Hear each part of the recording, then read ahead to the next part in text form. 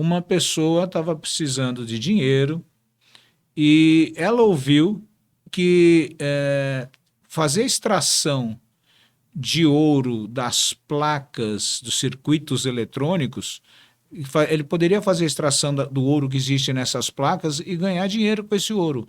E se extrai o ouro com mercúrio. Então a pessoa comprou pela internet mercúrio, está errado, não deveria circular mercúrio dessa maneira, comprou material mercúrio, começou a trabalhar com essas placas, tentando extrair o ouro, e depois ele ficou com uma certa quantidade de mercúrio e a pessoa ela estava tendo surtos psicóticos. E aí essa pessoa viajou para outro estado, para Mato Grosso, levou o mercúrio, derramou numa mochila, derramou numa delegacia, numa rodoviária, levou para a casa da tia, na região lá de Campinas, derramou em cima da mesa, contaminou. Tem 3 casas interditadas até hoje lá em Campinas por conta da contaminação por mercúrio metálico. Mais uma vez, era um adulto, sem a menor percepção. Sem a menor percepção. É o que você falou, não é só criança.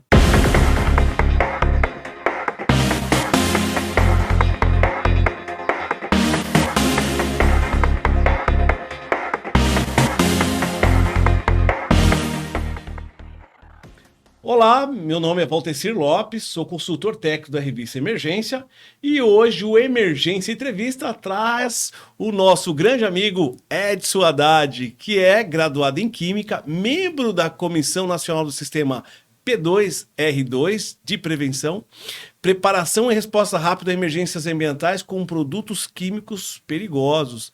Também é fundador e diretor da Associação de Especialistas em Controle de Emergência do Brasil. E dos famosos, também dos Dinos Group, depois você vai explicar para nós o que é o Dinos Group. E é colunista nosso da revista Emergência, né? Seja bem-vindo, Edson. Deixa eu pegar aqui no Muito obrigado, obrigado. Nosso colunista também da revista Emergência, o Edson. Seja bem-vindo, Edson. Obrigado a vocês pelo convite, parabéns aqui pelo espaço e estou aqui à disposição. Que legal! Você escreve muitos artigos pra gente, né? Praticamente sempre tem um artigo seu, a gente sempre agradece, né? E, inclusive, agora tem até um artigo, nós temos aqui a revista Emergência, tem um artigo seu aqui, que ele fala de segurança em casa, né? Olha que interessante, né? Como é que você vê a nossa sociedade, como é que você vê a relação da sociedade brasileira com relação à segurança em casa? Olha, eu já comecei. Pois é, cara. Isso é uma preocupação assim constante, pode-se dizer, porque infelizmente a gente tem muitos acidentes dentro das casas, né? Dentro das nossas residências. Todo mundo tem na sua residência um grande universo de substâncias químicas. Então, se você for em qualquer ambiente da tua casa, você vai achar produtos de limpeza, vários tipos de produtos de limpeza. Se você for no banheiro, você vai encontrar sprays, você vai encontrar acetona, removedor de esmalte lá de unha, água oxigenada, tintas, né, solventes, gasolina muitas vezes. Então há uma série de substâncias. Nós temos em casa gás, muitas vezes gás encanado, muitas vezes gás de botijão, mas é gás que nós temos em casa e não deixa, é produto químico e por isso oferece um risco à saúde e à segurança das pessoas. E infelizmente nós não temos nada efetivamente educando as pessoas a trabalhar, a manipular produtos químicos de uma maneira segura em casa. Infelizmente, há um grande número de ocorrências com produtos químicos intoxicando pessoas, matando pessoas. Eu posso falar aqui de diversos casos, né? Você sabe que no Brasil nós temos os centros de assistências toxicológicas. O CEATOX, né? O CEATOX, exato. Nós temos 35 no país. E nesses centros funcionam 24 horas, há sempre um profissional especialista em toxicologia para prestar informações para as pessoas sobre o que fazer em caso de intoxicação, seja por plantas, intoxicação por plantas, por animais peçonhentos, por medicamentos e por produtos químicos. E as pessoas desconhecem esse serviço. E isso é um problema, porque quando há algum caso de intoxicação, e às vezes naquela correria, né, que a O pessoal emergência... não lê o rótulo atrás, né? As pessoas E às não... vezes tá, né? Tem um número até do Ceatox, do Hospital da Clínica, é o 0800 148 110 ou 08000. E às vezes fez 08000, 0800, né? Que é o 148 110. Mas tem vários outros aí, números de cada estado tem o seu, teoricamente, às vezes Isso, varia também. exato, exato. E tem um da Anvisa, né, que é esse que você comentou, e que o da Anvisa, existe um da Anvisa, que em qualquer lugar do país, da onde você ligar, o sistema te redireciona para o centro de assistência toxicológica mais próximo. Então, mesmo se você não tiver na sua cidade ou no seu estado, esse da Anvisa é nacional, ele cobre todo o país. Né? E Mais de 50% das ligações são de profissionais, hospitais que ligam para auxiliar. Eles auxiliam muitos profissionais da área de saúde com essas emergências. Isso é importante, isso é importante. E assim, pelo contato, pelas informações que eu tenho daqueles que trabalham nesses centros, 80% do que eles atendem são casos de intoxicação por medicamentos. De crianças com medicamentos ou com produtos de limpeza. Né? E aí as pessoas, na hora da intoxicação, não sabem o que fazer, acham que estão fazendo a coisa certa muitas vezes, se você, especialista, sabe melhor do que eu, estão agravando o quadro de intoxicação na tentativa, né, de fazer a coisa certa, mas não estão fazendo. Mas por que não estão fazendo? Porque não sabem o que fazer. Né? Nunca viram nada sobre isso. Né? Nunca ouviram nada. Então, as pessoas vão tomando atitudes impróprias e se tornando parte do problema ou agravando um problema existente. Caramba. Adi, fala uma coisa para nós. Ó, a gente tem muita gente que gosta de Cândida, de cloro. Fala para nós, e aí? Posso usar ele adoidado? Não posso? Eu tô contando que é o caso do amigo meu, tá? Ele mandou perguntar para você, eu tô contando aquele amigo meu. Tô contando do amigo meu que ele falou, que ele gosta de tacar cloro em tudo. Então eu queria que você falasse aí pro... Não, é assim... Esse cloro tá entre 1% e 2%, né? Na forma diluída, né? Mas, mesmo assim, é produto químico e é agressivo. A gente não precisa ficar inalando cloro, né, para viver. Então, se a pessoa manipula, não tem uma boa prática de trabalho, não mantém o rosto afastado, né, vai acabar se intoxicando. É claro que pequenos períodos, né, a pessoa tem um mal-estar passageiro, mas ele faz isso às vezes, né, com uma certa frequência e vai causando um problema para a saúde. Né? Não é saudável inalar cloro. Mesmo na forma diluída, mesmo em baixas concentrações, nenhum produto químico a gente precisa inalar, a não ser esses gases do ar, oxigênio, nitrogênio, esse sim. Esse oxigênio, nitrogênio, né? E os demais gases do ar, né? Não os demais gases. Butano, né? Não, nada de argônio, de cloro, não precisa. Esse não é legal. Amônia, nada disso. Puxa, deixa eu falar uma coisa para você. Assim, as indústrias químicas com essa parte, existe uma legislação um pouquinho mais, como é que eu diria? A legislação ela funciona mais do que em locais que não são indústria química. Por exemplo, locais, academias, água e cloro. Cloro líquido que vem de 12% a 13%, aqueles galões de 50 litros. Já fui num local que eu vi assim uns 10, 12 galões daquele, numa altura teto pequena e uma entradinha pequenininha. Esses galões de cloro que vem a 12, 13%. Então, é um problema. É um problema. Talvez esteja esse material estocado de uma maneira errada, num lugar errado, num lugar fechado, talvez uma quantidade excessiva sem necessidade. Né? Muitas vezes as empresas... Eles usam para piscina. Usam para piscina, mas olha, já que eu vou comprar 20 galões e vou deixar aí, porque senão eu não preciso ficar comprando todo mês. E tá lá. Na hora que der uma emergência, de repente, todo aquele inventário vai se envolver na emergência e a consequência vai ser muito maior. Então, a gente sempre orienta, olha, estoca aquilo que você vai utilizar, né? Entendeu? Não deixa todo o material junto, porque a chance de ter um episódio, se acontecer, a consequência vai ser maior, mais severa. A gente falou do líquido, mas o de pó é tão perigoso quanto. Também. Tivemos um incidente, né? Acidente, que tivemos vítima, né? Se não me engano, foi em Campinas há muitos anos. Aí, muitos anos, não sei se foi em torno de 5 a 10 anos atrás, em que vitimou uma pessoa.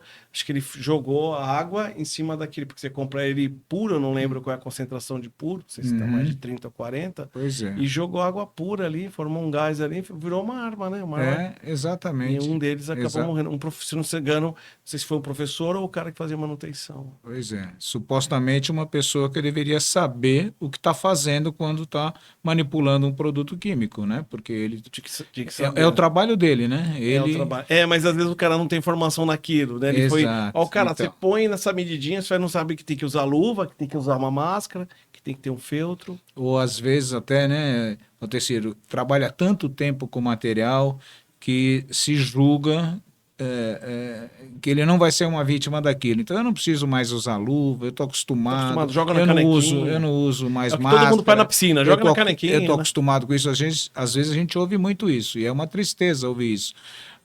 Vários motoristas, por exemplo, no transporte rodoviário, colegas da fiscalização da Polícia Rodoviária, eles relatam. Você fala para o motorista, cadê o EPI? Ele fala, não, não precisa, eu estou acostumado a manipular ácido clorídrico. Pô, acostumado. Então, que costume é esse? Que costume é Você esse? acha que está fazendo bem para a saúde dele? Claro que não. Claro que não. Você já atendeu algum que te marcou aí, nessas emergências, em residência, alguma coisa assim, que te marcou? Já, vários. Nos últimos 3 anos, eu participei de 2 atendimentos emergenciais na região de Campinas, eu não vou dizer exatamente qual município, mas na região de Campinas, envolvendo mercúrio metálico. Olha Mercúrio que... metálico. Mercúrio Onde eu metálico. consigo... Mercúrio... Não é que eu quero conseguir, mas o modo de falar, onde Pois tira. é aquele mercúrio que tem nos termômetros Que e vai que no está termômetro. proibido, né? Mas também ele é utilizado em outros equipamentos industriais, monitores de pressão, tem outros equipamentos industriais que utilizam mercúrio. E olha só, vou relatar aqui um caso para você. O primeiro deles, um pedreiro, ele foi contratado para participar do desmonte de uma indústria química. E nessa empresa que estava desativada, abandonada já há alguns anos, ele encontrou ali mercúrio espalhado no chão. Ele viu aquele líquido prateado, formando aquelas pequenas gotículas, achou aquilo lindo e maravilhoso. O que ele fez? Coletou, colocou numa garrafa e levou para casa e entregou para as crianças, para os filhos, que brincaram com os vizinhos, levaram para casa da tia, do outro primo para cá e para lá.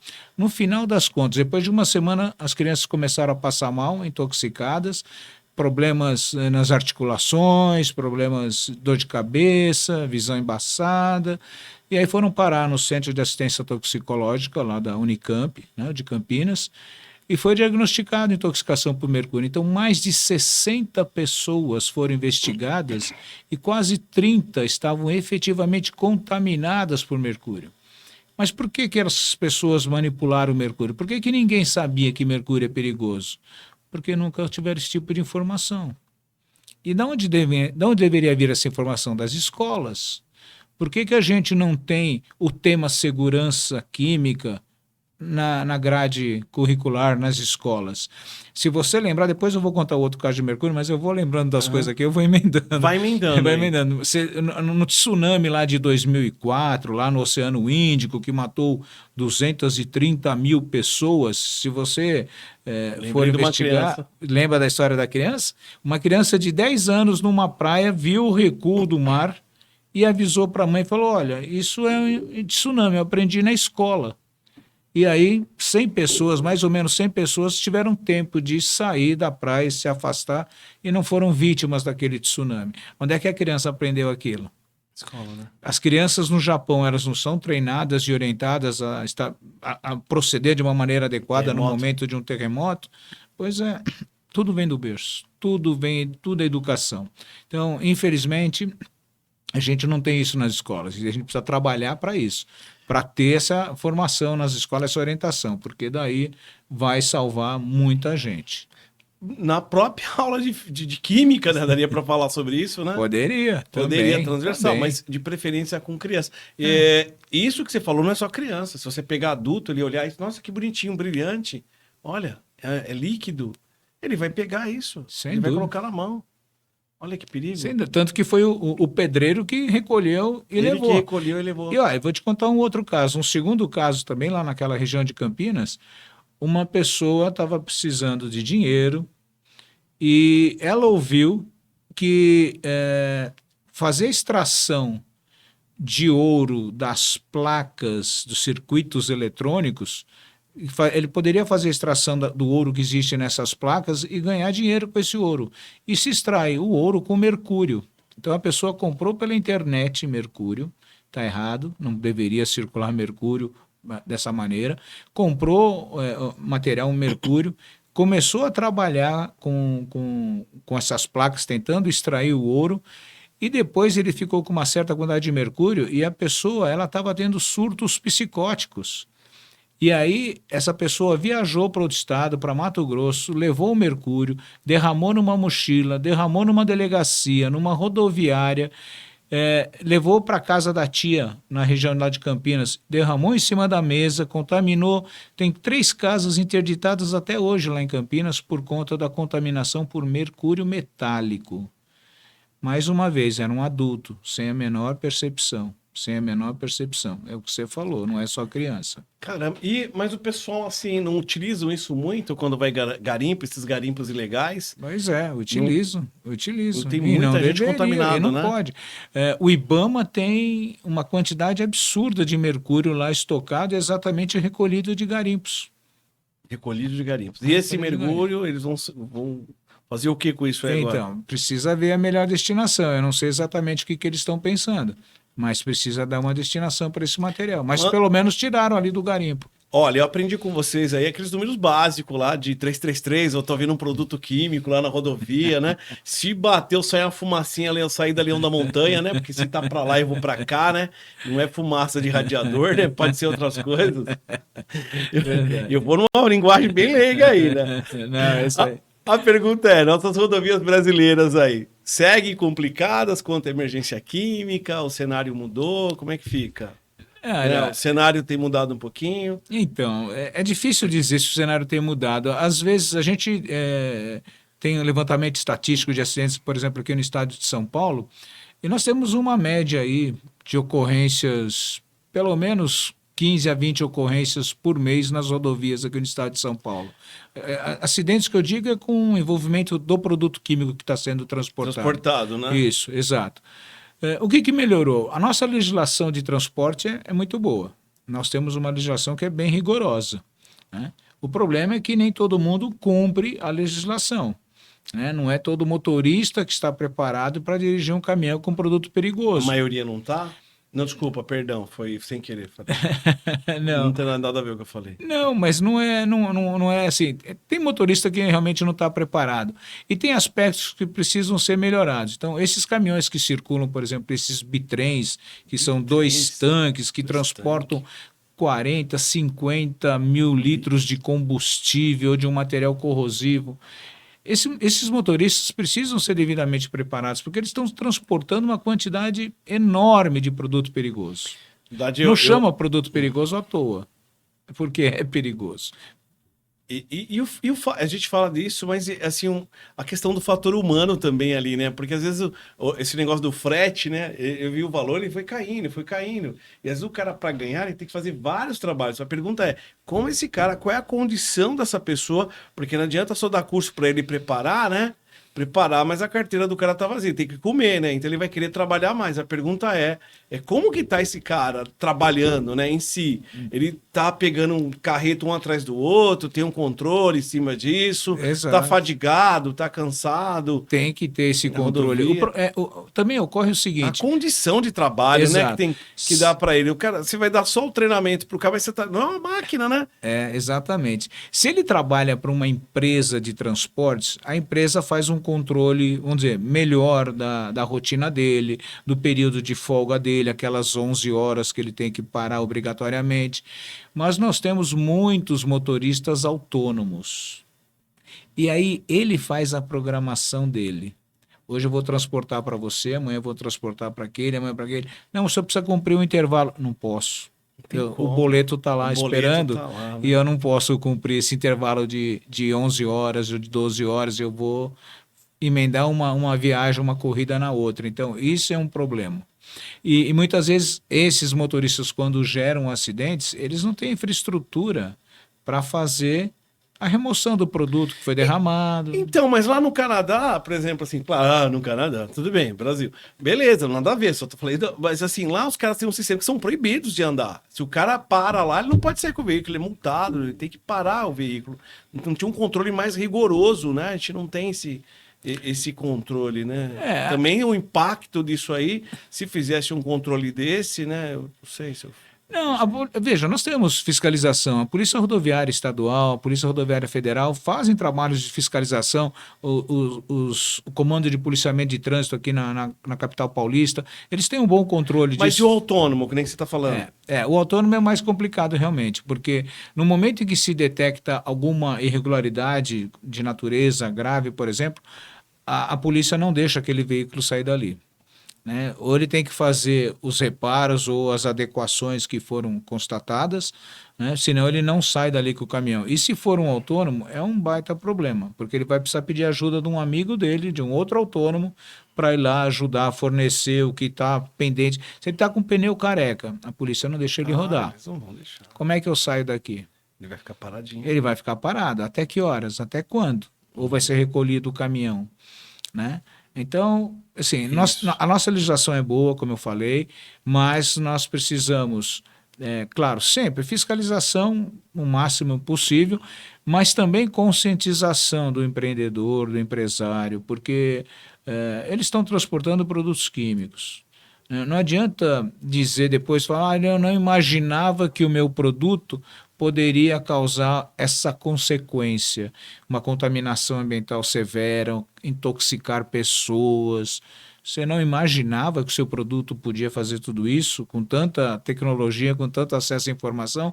Então você devia transportar água, porque você não está preparado para transportar amônia ou ácido, percebe? Então precisa melhorar a conscientização também, e muito. A gente fala dessas situações, né? E os caras não investem tanto no fator humano ali, que né, dar uma condição para esse cara trabalhar com condição, né? Porque a sinalização tá toda certinha, toda a sequência, mas aí faltou um detalhezinho ali, que é o combustível do ser humano, porque o cara vai fazer, que é o caso do autônomo, ele tem um caminhão tudo novinho, bonitinho, vai pegar vários, né? Vai pegar vários trabalhos, né? Perfeito. Se você também é membro da Comissão Nacional do P2R2, né?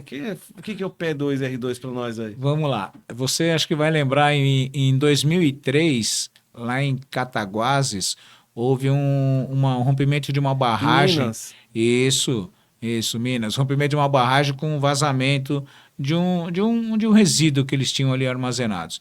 E houve uma contaminação grande, o produto se espalhou, atingiu diversos recursos hídricos e foi parar, lá em Minas Gerais, foi parar até as praias do Rio de Janeiro. Olha lá, hein? Atravessou 2 estados. Bom, naquela época, o Ministério do Meio Ambiente brasileiro percebeu que o país não estava preparado para atender emergências de grande porte. E aí, por iniciativa do Ministério do Meio Ambiente, todos os órgãos ambientais estaduais foram chamados, convocados, convidados, para participarem e ajudarem na elaboração de um plano, que é o plano P2R2.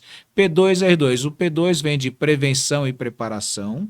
E R2 de resposta rápida a emergências ambientais com produtos químicos perigosos. É esse o nome todo, né? Nem precisava do produtos químicos do perigosos no final, porque eu sempre falo o seguinte, se é produto químico, já é perigoso. É perigoso, né? Não precisa dizer produto químico perigoso, porque todo produto químico é perigoso. Quase um pleonasmo, quase uma redundância, né? É uma redundância, tá reforçando aí a ideia, né? Mas, então, os órgãos ambientais durante 6 meses se reuniam lá em Brasília e estruturaram o plano P2R2, que tem uma estrutura federal, uma estrutura estadual e permite que os estados criem estruturas municipais. PAN, por exemplo, não. Não, o Isso PAN é outra não. coisa. É outra coisa. Tá. É outra coisa. Ainda que o plano P2R2, ele estabelece que o Estado deve criar a sua Comissão Estadual de Prevenção, Preparação e Resposta Rápida. E essa comissão pode, claro, ter parcerias com os PANs das áreas industriais, onde há uma concentração de indústrias, né? Então, ela pode ter parcerias, mas isso é uma preparação, o P2R2 é uma preparação principalmente dos órgãos públicos para fazer frente às emergências. Não tem como hoje acontecer um acidente e algum órgão público falar: eu não imaginava que isso pudesse acontecer. Da mesma coisa que a gente falou ali do transportador ou do motorista, você acha que algum órgão público vai dizer: eu não imaginava que uma carreta de amônia vazando na Marginal em São Paulo poderia intoxicar pessoas até 1 quilômetro de distância. Eu não estou, mas você não estava preparado para isso? Não. E por que não estava preparado para isso? Como é que você explica? Como é que se justifica isso? Não justifica, né? Não justifica, tem que estar preparado. Né? Preparação é a chave de qualquer atendimento emergencial. Bom, o plano, então, foi concebido e alguns estados criaram as suas comissões estaduais, porém, poucos desses estados, vou dizer, desenvolveram todas as atividades que estavam previstas lá no plano e mesmo outras que os próprios estados estabelecem. Olha, na minha região a prioridade é transporte rodoviário, então eu vou trabalhar fortemente no transporte rodoviário. Na minha região é o transporte marítimo ou transporte fluvial, eu vou trabalhar para prevenir, preparar e responder emergências nesse tipo de cenário. Mas pouquíssimos estados, 20 anos depois, né, o plano foi, por decreto, ele foi lançado em 2004, 20 anos agora, poucos estados têm efetivamente a sua comissão estadual de P2R2 estruturada e em plena atividade, trabalhando os temas de interesse do plano. É uma pena. É uma pena. Até no nível federal também não houve uma estruturação conforme o próprio plano previa.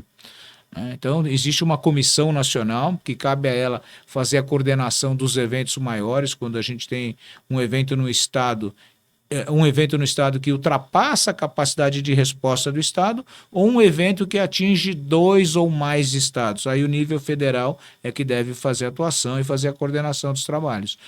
Mas o nível federal não está 100% preparado também, infelizmente. Infelizmente, né? Infelizmente. Como você disse, eu faço parte da Comissão Nacional, representando a região Sudeste, e há pelo menos 5 anos nós não temos uma reunião sequer. Né? Então, precisamos retomar os trabalhos. Não sei se eu podia falar a frase de um cunhado que é caminhoneiro há quase 26 anos, não posso falar, acho que eu não tenho licença. Ele falou assim, que é só... Ele falou produto químico, é claro, leigo, ele pegou e falou assim, né? Mas acho que foi profundo no que ele falou. Ele falou assim, né? Só por Deus. Ele falou assim, me assustou quando ele falou isso há uns 8 anos atrás, né? Ele falou isso de produto químico e a pergunta é, a integração de serviços de emergências, eles estão integrados para isso hoje? Por exemplo, numa situação de múltiplas vítimas, assim, com vazamento químico, entrar lá, nível A, B, C... E... Olha, a gente vê muito aqui no estado de São Paulo, e acredito que em boa parte do país, muitos exercícios simulados de atendimento à emergência em rodovias. Até aqui no estado de São Paulo, por exigência do órgão ambiental, por exigência da Artesp, a agência reguladora do transporte aqui, que regula a concessão de rodovias aqui no estado, há a exigência de fazer exercícios simulados também, assim como por parte do órgão ambiental aqui no estado de São Paulo. Eles devem realizar simulados anualmente e com a presença das instituições que atendem emergência. Então, assim, para acidentes rodoviários, existe essa integração com muita tranquilidade. E acredito que isso, da mesma maneira, é levado para o acidente industrial e para outros, porque as instituições já se conhecem e já trabalham juntos nos acidentes rodoviários e participam de simulados com frequência. Então, essa integração existe. Né? Ela pode ser melhorada? Sem dúvida que pode. E vai poder sempre, né? É o que todo mundo espera. Felizmente, nós não temos muitos acidentes industriais de grande porte, né? Nós tivemos recentemente, assim, nos últimos anos, 2015, 2016, lá na Baixada Santista, 2 eventos grandes, né? Teve até paralisação da rodovia por 9 dias, o Porto de Santos ficou paralisado, um grande incêndio lá no terminal. Mas houve atuação em conjunta de mais de uma dezena de instituições que trabalharam bem, inclusive Exército, inclusive Marinha, trabalharam extremamente bem, tanto que aquele evento lá, o Corpo de Bombeiros do Estado de São Paulo recebeu prêmios internacionais pelo combate àquele incêndio. Foi um grande evento. Então, assim, essa integração realmente existe. Existe, tá? Muito boa, né? E é boa. E que bom, né, que é assim, né? Que bom, já participei de algumas também, já como voluntário, né? É muito gostoso, é grande, né? Eles fazem, né? Sem dúvida. Legal. E te perguntar aí, o Dinos Group, fala para nós aí desse Dinos Group. Vamos lá, o Dinos Group. Essa é uma associação, veja, na verdade há uns 7 anos, um grupo de amigos profissionais da área de emergência química, emergência industrial, incêndios industriais, incêndios urbanos, um grupo de pessoas se reuniu e começaram a conversar sobre emergências e montaram um grupo. Esse grupo foi crescendo, grupo, né, em aplicativo de mensagem, esse grupo foi crescendo, e aí falou, bom, vamos criar uma associação. Por quê? Porque esse grupo hoje tem 100 profissionais. Em breve. Mostra pra gente aqui, ó, dá pra dar um look no... Olha que bonito, aqui. O bottom dele lá, dá pra ver? Ó. Dá pra ver? Dinos Group, isso. Então, esse grupo criou uma associação, estabeleceu formalmente uma figura jurídica, somos uma associação. Eu estou lá desde há 3 anos, né? Já estamos há 3 anos, agora tem uma nova gestão lá, mas basicamente é a mesma diretoria. E esse grupo tem por objetivo melhorar os aspectos de prevenção, preparação e resposta às emergências. Qualquer tipo de emergência. Nós temos profissionais na área de APH, nós temos profissionais na área de incêndios florestais, de incêndios urbanos, de incêndios industriais, emergências aeronáuticas, emergências químicas, radiológicas. Então, a ideia inicial do nosso presidente, o João Carlos Hermenegildo Chuca, que acho que você deve conhecê-lo, né? Quem não conhece o Chuca, né? É de que esse grupo seja um grupo de apoio aos órgãos públicos nas emergências. Então, uma emergência de grande porte, que precisa de uma equipe forte, que possa ajudar, esse grupo nosso pode ser consultado a qualquer momento e solicitado. Nós não tem cobrança, não tem nada, um apoio técnico para as instituições. Por isso nós vamos em breve, se Deus quiser, começar a realizar cursos, já realizamos lives, temos uma revista técnica chamada Emergere. Emergere, isso, que circula por aí nos grupos. Com artigos técnicos, né, dos dinos, né, dos associados, né, que nós chamamos carinhosamente de dinos. Né? De dinos, que ótimo. Então, esse é o objetivo maior, sabe? Ser um órgão, uma associação de apoio aos órgãos públicos nas emergências e difundir informações sobre segurança, de um modo geral, segurança química, segurança contra incêndios e assim por diante. O Jorge faz parte, o Marcelo Ludovico, né? Sem dúvida. E vocês... Rubens César. O Rubens. Cláudio Galante. O Galante. São e vocês muitos dinos. Tiveram participando no Expo Emergência conosco ano passado. E aí a pergunta é, vocês vão estar agora no Expo Emergência, aproveitando aqui, nós vamos ter o Expo Emergência nos dias 26, 27 e 28 de agosto do ano que vem, em 2025, esperamos vocês. E a pergunta é, vai estar o Dinos Group lá conosco? Eu tenho certeza que sim, né? Claro que a nossa diretoria vai ser consultada, mas estaremos lá com o maior prazer. É um espaço maravilhoso, né? É um fórum perfeito para nós, né? Já estivemos, como você falou, ano passado. Foi uma experiência maravilhosa. Fizemos um workshop lá de 2 cursos. Inclusive, vocês estavam do lado, que a gente estava tendo um pré-trauma.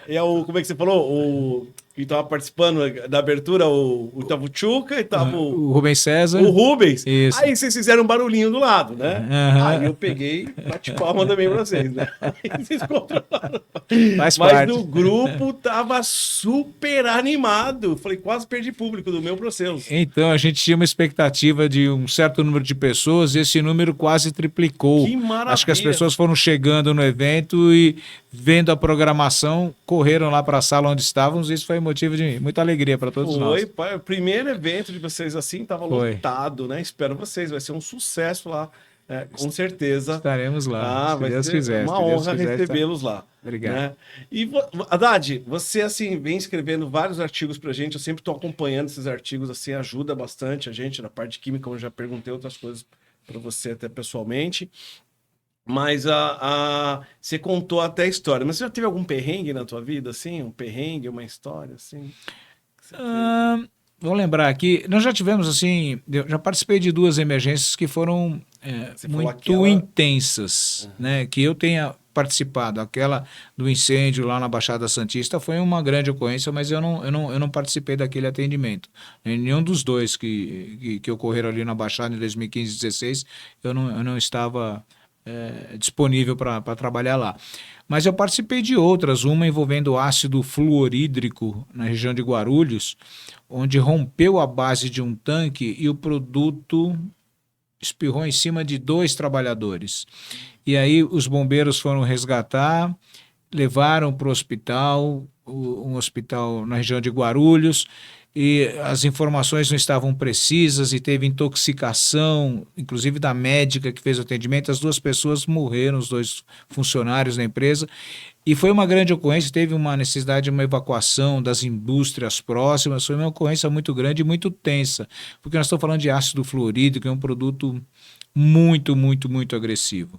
Né? Ele tem uma tendência a penetrar na pele, o flúor gosta do cálcio, então vai até o nível do osso mesmo, Nossa. então exigiu usar nível A de proteção, aquelas roupas de encapsulamento, então foi uma ocorrência um pouco tensa. E uma outra, talvez você vai lembrar também, em dia 15 de junho, olha como marcou, dia 15 de junho de 2001, numa obra do Rodoanel aqui em São Paulo, houve uma perfuração de um duto da Transpetro, a companhia que administra o sistema de dutos aqui, e liberou para a atmosfera 168 toneladas de gás de cozinha, GLP.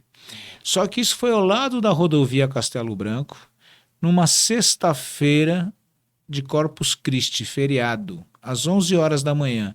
Trânsito intenso na rodovia nos 2 sentidos, uma área residencial, formou-se uma grande nuvem de GLP, a rodovia foi paralisada nos 2 sentidos por 12 horas, 10 bairros foram desenergizados pelo risco de ignição, 1.500 pessoas foram retiradas das suas casas, rede elétrica, o próprio batistaca que perfurou o duto poderia ser uma fonte de ignição e olha, graças a Deus não ignitou.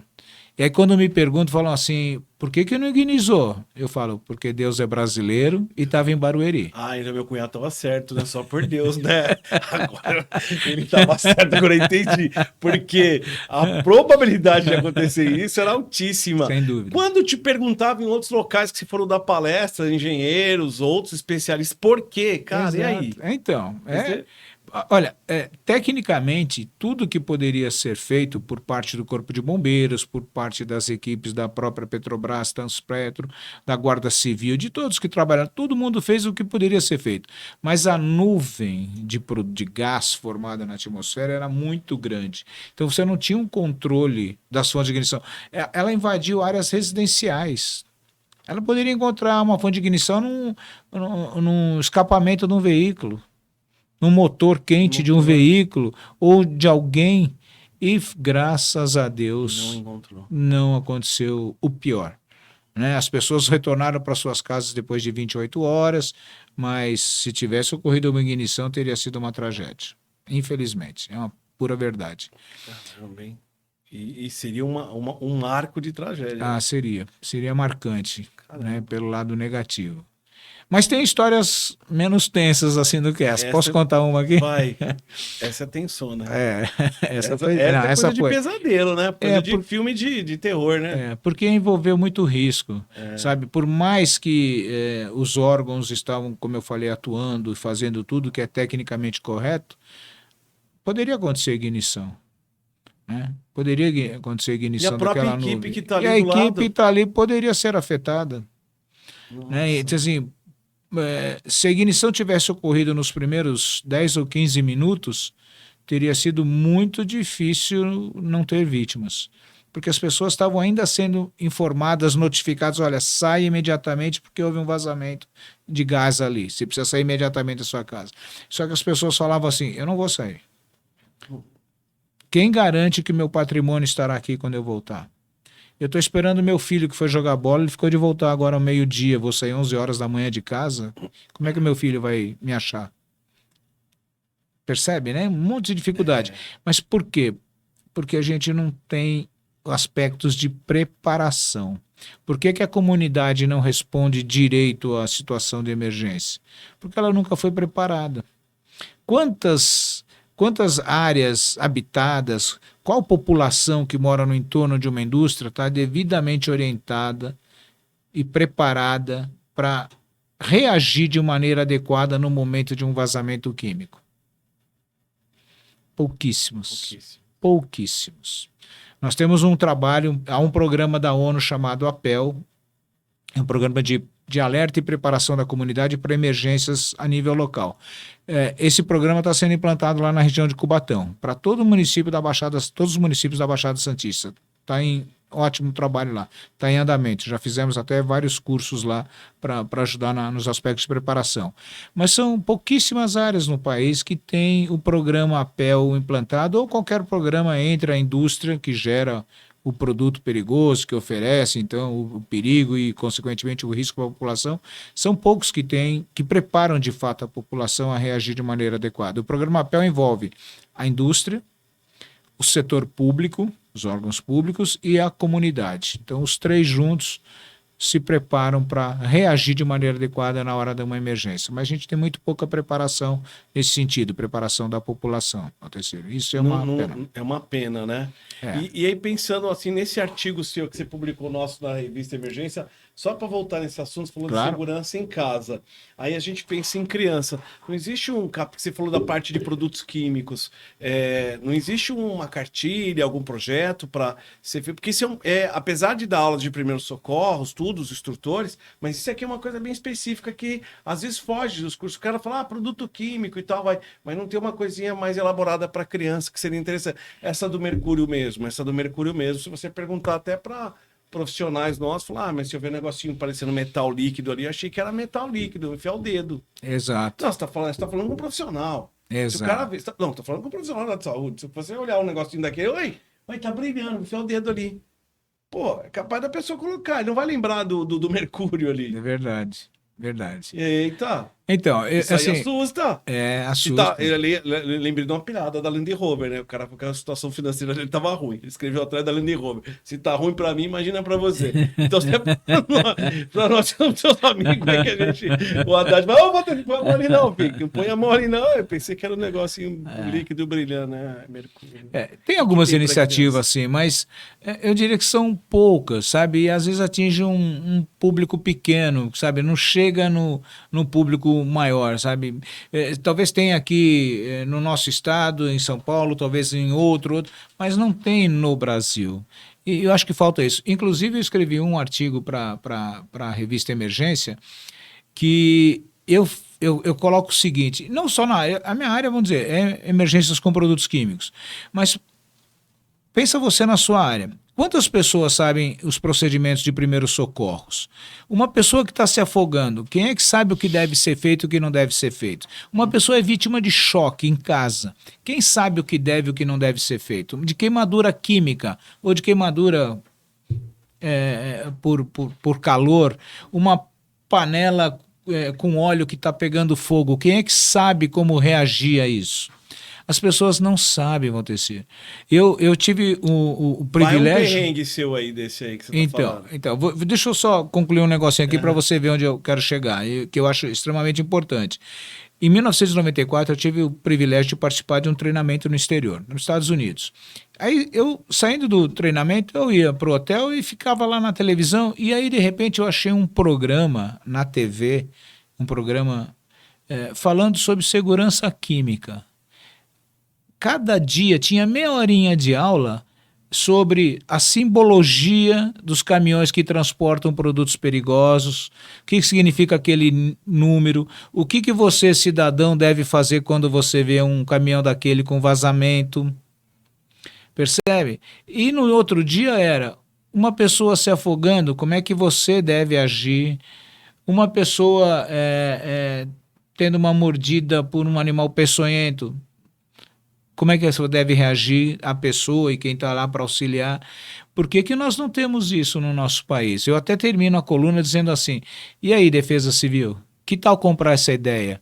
Por que não ter um programa na TV, meia hora por dia, por semana, que seja com orientações, trânsito, uma pessoa é atropelada, o que eu faço? Mexo na pessoa? Posso mexer? Não mexo? O que eu devo e principalmente o que eu não devo fazer. As pessoas, uma pessoa ingere uma pastilha de soda cáustica, uma criança, eu já vi casos assim, ingere e a pessoa vai lá e dá água. Ou então provoca o vômito. Ou dá leite. Ou dá leite. E aí? Ajudou ou agravou o quadro? Nossa, o leite é um taxiador de veneno, vai invadir mais ainda. Então, e aí a pastilha já desceu atacando o esôfago, vai provocar o vômito, vai aumentar o dano. Vai colocar água ainda, então, vai só diluir, né? A pastilha desceu, grudou ali na parede do estômago, aí você toma 5 copos d'água, forma uma solução. Agora toda a parede do estômago está sendo afetada pela solução de soda cáustica alcalina. Por quê? Porque a gente não sabe o que fazer. Até o pessoal que liga pro Ceatox, né? Fala, ingeriu tal produto, eu já dei leite, e agora o que eu faço? Eu falei, agora? O que você faz, né? Não era para dar nada, né? A pessoa liga pro próprio Ceatox avisando que, olha, ele entrou, comprou esse produto, mas eu já dei leite, e agora o que eu faço? Né? É a cultura. Claro que isso aí você vai mudando. Hoje, com toda essa informação que nós temos, ela vai dar para ir mudando. Nós tivemos uma oportunidade de fazer um treinamento com criança de um período longo, assim, de 1 ano, né? E era uma aula por semana. Inclusive, a gente levou até na Expo Emergência lá, aqueles de 2006, 2007, né? Aqueles antigos que a gente participava. E a gente percebia que, como você tinha uma carga horária muito grande, né? Dava para você passar, mas geralmente não tem. Você vai lá para 1 hora, 2 horas. Tinha uma carga horária de quase 100 horas no ano, né? Então, você passava toda a informação. Você conseguia passar isso. Às vezes uma escola é um pouco difícil, mas essa eu acho importante para criança, com produtos químicos, a gente voltar a falar disso aí. E o que você achou da ideia? Agora eu vou te... O que você achou da ideia de ter um programa de TV, rapaz? Eu sou suspeito, eu acho sensacional. Cara, pega os especialistas em diversas áreas, ajuda lá um pessoal de segurança viária, segurança química, incêndio. Você tem um incêndio em casa, o que você pode, o que você não pode fazer? Um vazamento de gás em casa. Né? Então, sabe? E você colocar um site desse para criança, com foco em criança. Porque se a gente mexer na criança, a gente mexe no adulto.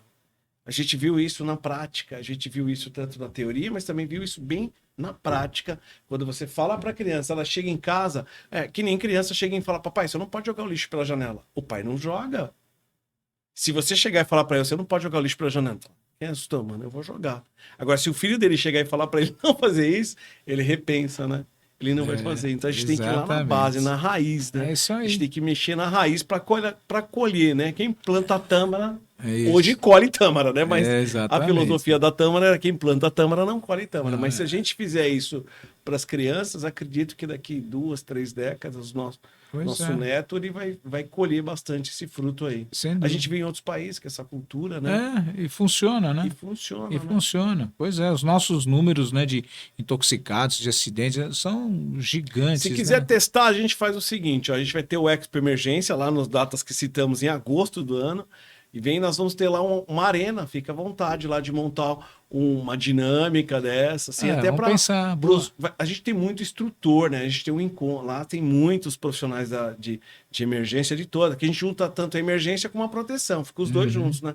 Então a gente tem muitos profissionais que levam essa informação, é legal passar isso para eles também. Sem Fique dúvida. à vontade lá. Boa. A gente vai ter o Prevent Trauma também, que é um evento também que a gente faz gratuito lá do Expo Emergência, onde a gente fala de prevenção do trauma. A gente fez, que é inclusive o nosso, é o nosso lá do lado de vocês. Estamos tendo os dois eventos, o de vocês e o nosso, onde a gente aborda esses assuntos aí. É interessante esse assunto. Legal. Meu mestre, Vamos te conheço pensar. há muitos anos, te acompanho, te admiro e tenho uma curiosidade assim. Manda. Quem te incentivou? Quem que a gente fala assim, na sua vida te inspirou assim? Te inspirou?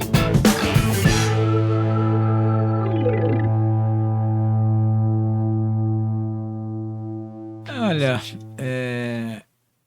quando eu comecei a trabalhar, o meu primeiro gerente, ele era uma pessoa extremamente dinâmica, né? E que era jovem também estava começando na área de emergência, não tinha muito conhecimento, mas ele tinha muita vontade, muita disposição, e ele falava as coisas com autoridade. E eu gostava muito disso, falava, poxa, o nome dele era Luiz Alwazo, ele vai saber. E mesmo ele não entendendo muito do assunto, né, ele dava ordens e as ordens claras. Eu falava, poxa, Luiz, mas você sabe sobre isso? Ele falou, Edson, eu não sei. Mas se a gente der uma ordem clara, as pessoas vão atender e vão seguir, porque aqui ninguém está sabendo o que fazer. Isso eu comecei nos anos 80, 83, 84, né? Então são 41 anos aí. Então, assim, eu sempre me espelhei muito, trabalhei com ele durante 7 anos. E ele foi uma referência para mim, né? Depois, ao longo da minha carreira, eu tive outras referências. O Rubens César Pérez é uma sumidade, né? Não só aqui, mas no exterior. Então, assim, ele é uma referência para mim.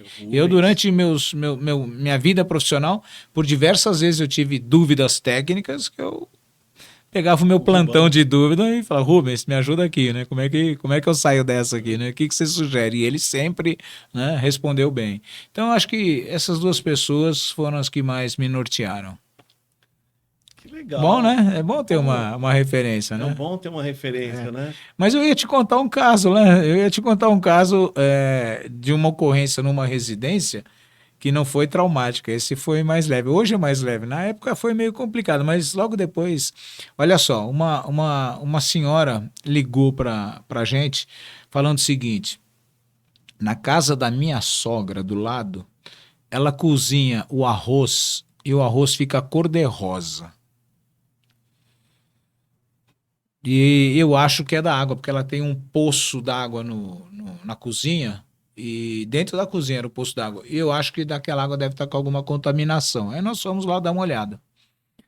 E aí, cara, a coisa mais surpreendente, a gente fala assim, a senhora não está fazendo arroz com beterraba? Não, não tem nada disso. Coloral?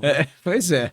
Aí ela pegava, cozinhou o arroz ali na nossa frente, o arroz ficou cor-de-rosa, mas o que era mais impressionante, a gente pegava o arroz da casa da sogra, o arroz dela, a água dela, a gente avaliou a água do poço, fizemos coleta, análise, a água do poço estava normal. E a gente voltou lá várias vezes, né? Até descobrir o que aconteceu, vou te contar. A gente então, pegava o arroz da casa dela, a panela dela, a água do poço dela, levava na casa da nora do lado, cozinhava e não ficava rosa. E aí, na casa da nora, pegava o arroz da nora, a água da nora, a panela da nora, levava na casa dela, ficava rosa. Falei, gente, que coisa doida. Que coisa doida. O que está acontecendo aqui? A gente não fazia a menor ideia do que estava acontecendo. Eu até fui pedir apoio a pessoal da área da biologia, virologistas, bacteriologistas, e fui pedir apoio. Falei, escuta... Não era panela diferente, não? Então... né? Mas você pegava a panela dela, trazia para cá, não acontecia nada. Pegava a panela daqui novinha, levava lá, cozinhava, ficava rosa. Não era panela de cobre? E aí, não, então, aí eu estava circulando lá na empresa, encontrei um superintendente na época, ele falou, e aí, Haddad, tá indo bem lá na emergência, tá gostando? Eu falei, tô, mas nós estamos com um caso aí meio diferente, assim, assim, assado. Ele falou, eu contei para ele o caso, ele falou assim, na lata, você já sabe o que é, né? Eu falei, não tenho a menor ideia. Ele falou, isso é uma bactéria. A casa da mulher tem muita umidade? Eu falei, tem muita umidade. Muito. Você via a umidade na cozinha inteira da mulher. Ele falou, isso é uma bactéria chamada Serratia marcensis, olha o nome. E essa bactéria ela dá em ambientes úmidos e ela provoca a virada do amido. Tudo que tem amido e ela cozinhar lá, vai ficar rosa. Pede para ela cozinhar macarrão. Aí eu liguei rapidinho, ela falei, cozinha macarrão. Cozinhou macarrão, ficou cor-de-rosa. Cozinhou pão, ficou cor-de-rosa. Então, tem que fazer só a limpeza. Água sanitária, cândida, né? Fazer uma bela limpeza, a caiação, aplicar uma água de cal e pronto, acabou o problema lá. Mas, por sorte, eu perguntei para esse colega, como é que você sabia disso, dessa bactéria? Ele falou, quando eu fiz mestrado na Inglaterra, aconteceu um caso lá assim. E eu guardei. Guardou, porque Assim como eu guardei agora, né? Guardou porque agora, olha só. eu tô esperando uma chance para poder, né? Mas nunca mais aconteceu. Nunca mais, hein? Caramba. Pois é, mas olha que coisa curiosa, né? Não tinha nada curiosa. de químico, não tinha nada, risco. Era uma bactéria devido à falta de limpeza. de limpeza no ambiente da cozinha. Caramba. Isso foi curioso. Isso foi diferente. Esse bem diferente Esse foi mesmo. bem diferente. Pegou todo mas... mundo. Tô pensando aqui em panela de cobre, porque é uma outra coisa perigosa que o pessoal tem que saber utilizar também, né? Verdade. Se não se contamina, a pessoa compra, né? Você que não entende, comprou, deixa só de enfeite, né? Dá uma lustrada nela. Não só mexer nisso, não mexa, né? Haddad, deixa seu contato conosco aí. Qual que é o seu e-mail? Se o pessoal quiser entrar em contato, ou Instagram. Pode. Fale aí, que vai. Edson Haddad, Instagram Edson Haddad, né? @Edson Haddad. Meu e-mail edsonh@uol.com.br. Que legal. Tô aí. O Emergência Entrevista conversou com Edson Haddad, nosso amigo, colunista da revista Emergência. O Emergência Entrevista fica por aqui. Esperamos vocês. Até a próxima.